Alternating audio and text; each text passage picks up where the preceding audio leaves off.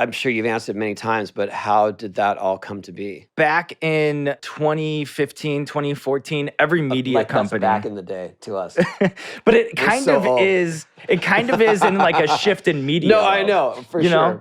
But because it was like at a time where every media company was, we have to pivot to video. We have to pivot to video. We got to come up with a video product. First We Feast was a blog, and it was winning James Beard Awards and stuff. And it was kind of like an if you know, you know, kind of cool blog at the intersection of food and pop culture. But we had to come up with a video product. Chris Schoenberger, who is the GM at First We Feast and is kind of the lead dog in what we do now, is he was like, well, what about an interview show where we interview celebrities, but have them eat increasingly spicy chicken wings over the course of the interview?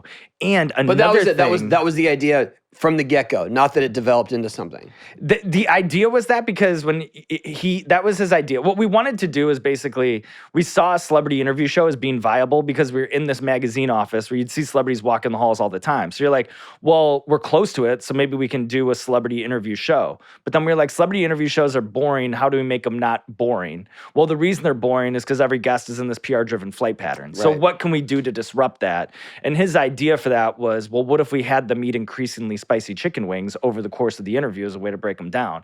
And that was like a Cupid's arrow into my brain. And we shot a pilot. And I actually remember, I'm going to try to track down like the original email that Chris put as like the proposal, because I actually think it was you. Like, I think we were supposed to talk to you. Really? And we were like trying to think like, well, would Tony be a good fit for the pilot? I'm going to track this down. I'm going to find this and send it to you. Because I think you were originally named as like the person that maybe we could try. I would have been hyped.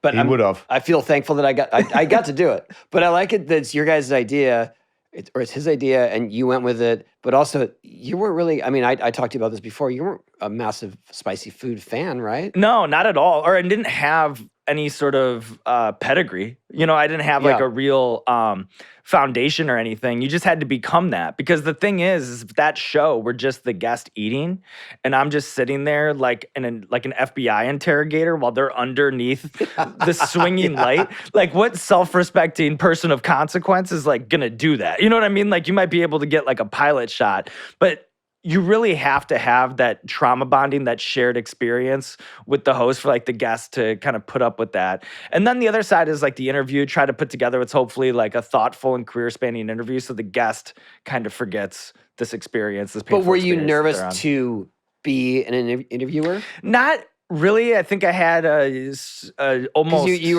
were a writer. And I'd done some stuff on camera, but it was like I really believed in the concept. That gave me a lot of confidence. I was like, this can work, and especially when we started shooting some episodes, because it was so insane in the studio. So I'm like, well, this is gonna elevate when the video goes up. You know, like if it's this crazy in the studio. And we're gonna edit it to the highlights. Exactly. So, yeah. So it's going to transfer. So I was like, there's nothing like this. This is like so crazy.